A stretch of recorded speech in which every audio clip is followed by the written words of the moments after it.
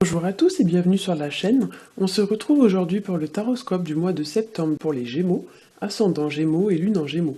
Ceci est un tirage général, donc s'il ne résonne pas avec votre situation, je vous invite à consulter le taroscope de votre signe ascendant et celui de votre signe lunaire afin d'avoir plus d'informations. Alors comme d'habitude, j'ai fait un premier tirage général en 3 cartes au tarot de Marseille, que j'ai complété avec une autre carte issue d'un autre jeu pour votre situation sentimentale.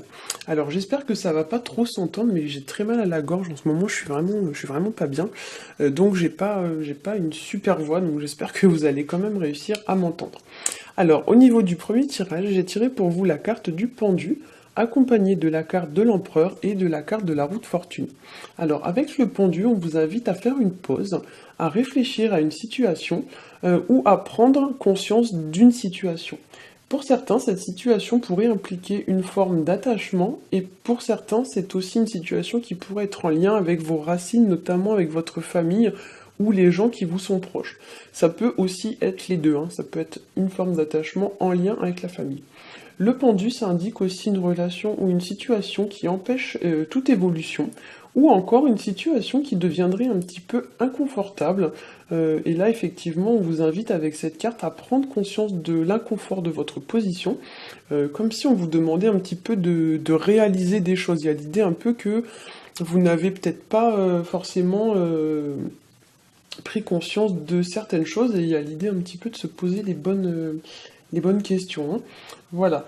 D'autant qu'avec la carte de l'empereur qui est située juste à côté, on pourrait vous demander de vous remettre très vite dans la bonne position ou dans le bon sens, ou du moins de vous remettre entre guillemets sur les rails, comme si vous aviez fait un mauvais choix ou alors que vous aviez choisi une mauvaise voie, une mauvaise direction. Enfin, pour certains, le pendu, ça peut symboliser une situation qui prendrait fin ou une situation à laquelle vous pourriez mettre un terme, dans le sens où cette situation peut-être vous prend un peu trop d'énergie, comment dire, vous dévitalise, si on peut dire ça comme ça. Il y a un peu l'idée que cette situation, elle vous prend trop de temps, trop d'énergie, elle vous pénalise en fait. C'est une situation qui n'est plus vraiment très épanouissante, et il y a l'idée d'y mettre un terme pour retrouver une certaine forme un peu d'énergie.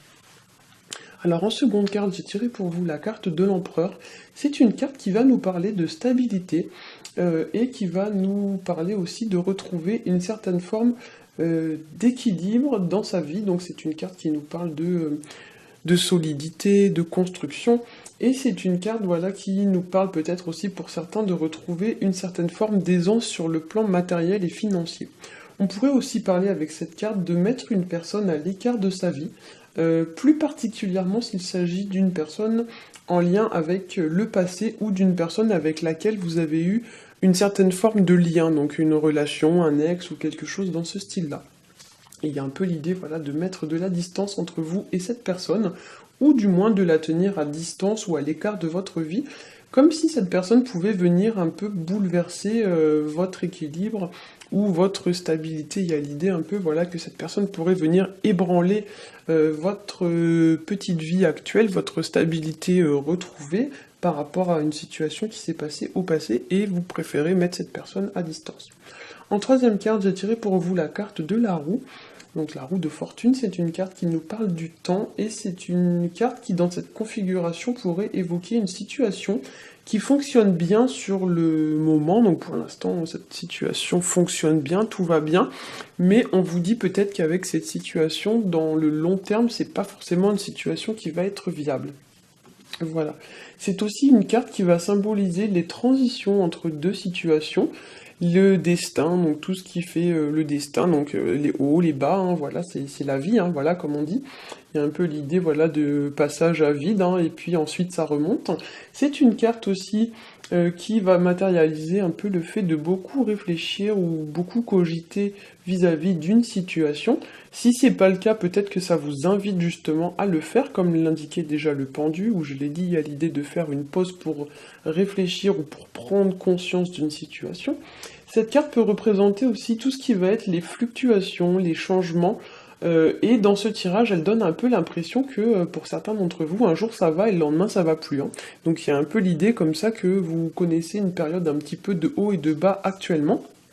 Voilà, et du coup la carte du pendu va vous demander en fait de vous poser la question, est-ce que cette situation vaut vraiment le coup, hein? Alors, au niveau de la carte pour le tirage sentimental et relationnel, j'ai tiré pour vous la carte des souris. C'est une carte qui va nous parler d'une situation qui s'étiole, hein. Donc c'est une situation qui se fragilise, et sur cette carte on y voit une petite souris grignoter un genre de corde en tissu, et il y a un petit peu l'idée qu'à force de ronger, ronger, ronger, ronger, ben, la corde un jour va finir par lâcher, hein. Et donc effectivement dans cette situation on pourrait parler d'une relation, voilà, qui petit à petit peut-être se détériore ou se dégrade, ou qui n'est plus vraiment épanouissante, hein, dans le sens où de jour en jour c'est de moins en moins épanouissant. Ou alors on pourrait parler aussi d'une situation qui perd un petit peu de sa vitalité, et pour certains peut-être même d'une situation qui est sur le point de s'arrêter ou qui va s'arrêter ce mois-ci. Ce qui est intéressant de noter, c'est que la carte des souris, c'est un peu l'équivalent de la carte du pendu dans le tarot de Marseille.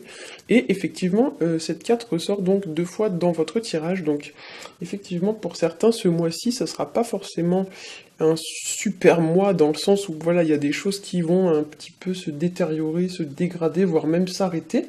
Voilà, la carte des souris, ça peut aussi nous indiquer que quelque chose vous ronge, entre guillemets, de l'intérieur, comme si vous cogitiez, voilà, beaucoup. On avait d'ailleurs cette notion avec la carte de la roue de fortune, et cette carte peut représenter également le fait de faire beaucoup d'efforts pour une personne ou pour une situation, mais qu'en retour, vous n'êtes pas vraiment comblé.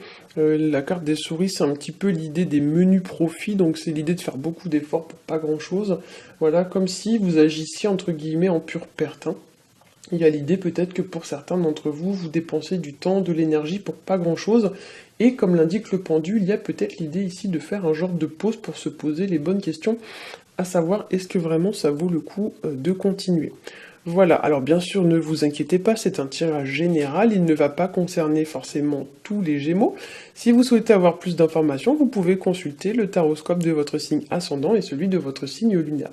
Pour ma part, je vous souhaite un très bon mois de septembre et je vous dis à bientôt.